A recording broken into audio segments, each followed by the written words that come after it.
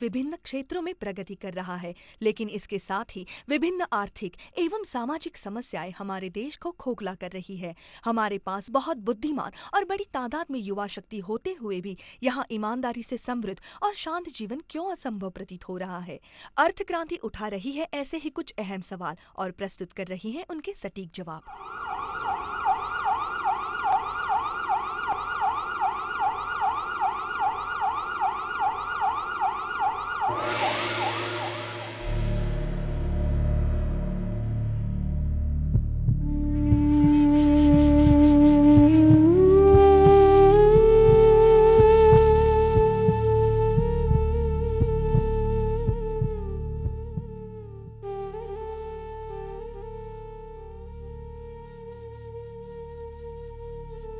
व्यक्तिगत स्तर पर आज हमारा जीवन भ्रष्ट होता जा रहा है। हर कदम पर हम भ्रष्टाचार का सामना कर रहे हैं। साथ ही राष्ट्रीय स्तर पर एक बहुत बड़ी असुरक्षा की भावना का सामना कर रहे हैं। विदेशी आक्रमण हो या दहशतवाद या देश को बांटने वाली, हमें फूट डालने वाली हर तरह की संघटनाएं हो, ये सब क्यों हो रहा है? अलगाववाद को बढ़ावा दिया जा रहा है। लोगों में हर तरह की गलत भावनाएं भड़काई जा रही हैं कि किसी एक की वजह से दूसरे पर अन्याय हो रहा है, एक प्रांत की वजह से दूसरे प्रांत पर अन्याय हो रहा है, एक जाति की वजह से दूसरे जाति पर अन्याय हो रहा है, एक धर्म की वजह से दूसरे धर्म को असुरक्षा महसूस हो रही है। ये सब किस बात के लक्षण है? गांव से निकलकर लोग बड़ी मात्रा में शहरों की ओर जा रहे हैं। सिर्फ तरक्की के लिए नहीं, रोजगार के लिए भी, जीने के लिए भी।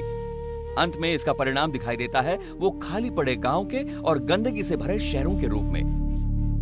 जिनके पास सब कुछ है और जिनके पास कुछ भी नहीं, ऐसे दो वर्ग है। पर जिनके पास कुछ भी नहीं है उनको तो अपने अस्तित्व के लिए संघर्ष करना ही पड़ रहा है, और जिनके पास सब कुछ है उन्हें अब असुरक्षा का डर सताने लगा है। पर बदकिस्मती से हम किसानों के लिए, अपने समाज के लिए और अपने भाई बंधुओं के लिए बस अफसोस जाहिर करने के अलावा कुछ नहीं करते। हर तरह की निराशा सी छा जाती है। सहायता के लिए किसानों को हर तरह के पैकेजेस दिए जा रहे हैं, पर फिर भी किसानों की आत्महत्याएं रुकने का नाम नहीं ले रही हैं। आज इस देश का हर गरीब आदमी, छोटा मोटा बिजनेसमैन, किसान, सब लोग अर्थव्यवस्था से बाहर फेंका जा रहा है। पर आज की व्यवस्था सिर्फ अर्थ से संबंधित है, सिर्फ पैसों से और पैसों के लिए जुड़े हुए हैं। आदमी के लिए जीने की उमंग को बनाए रखना दूभर हो गया है। आज का बुढ़ापा यानी बीच रास्ते में लेटे हुए पल पल मौत की राह देखना, क्योंकि आज की बनाई हुई आरोग्य व्यवस्था का लाभ लेने लायक पैसे जेब में नहीं है, देखभाल करने के लिए परिवार नहीं है। सीधी डिग्निफाइड लाइफ और ग्रेसफुल डेथ, इन दोनों चीजों से हम कोसों दूर जा रहे हैं, कोसों दूर। लौटेंगे या नहीं पता नहीं। इंसान के लिए जीना एक अभिशाप बन गया है, पर यह अभिशाप प्रकृति की देन नहीं है, इंसान की बनाई हुई व्यवस्था की देन है ये।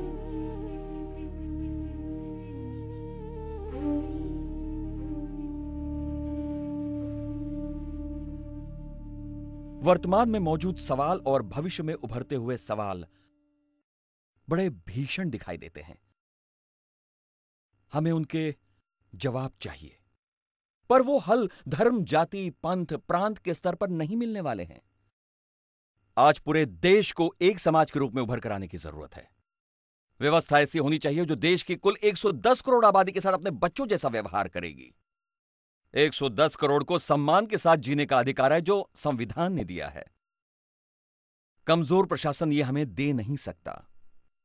आज हमारे देश में ईमानदारी के साथ जीना मुश्किल है। भला क्यों मुश्किल है ये बताइए? ये सिर्फ इंसान की नीयत पर निर्भर नहीं है, कहीं पर सिस्टम की भी गलती जरूर है। हमें समझना होगा कि इतना बड़ा प्रजातंत्र व्यवस्था के बगैर नहीं चल सकता। हर समस्या का हल सिर्फ वृत्ति पर निर्भर नहीं है।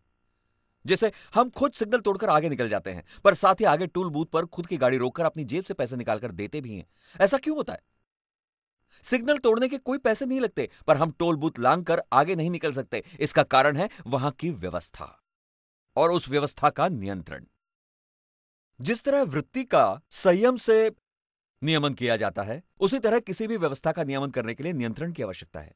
और नियंत्रण अगर करना हो तो उसके लिए दो चीजों की अत्यंत आवश्यकता है। पहली सामर्थ्य और दूसरी है पारदर्शिता, भ्रष्टाचार रहित पारदर्शिता। हमें फिर से नए सिरे से व्यवस्था की जांच करनी होगी। राजनीति का मतलब पूरी व्यवस्था नहीं होता। राजनीति ये एक देश के प्रशासन का हिस्सा हो सकती है, पर वो पूरी व्यवस्था नहीं है।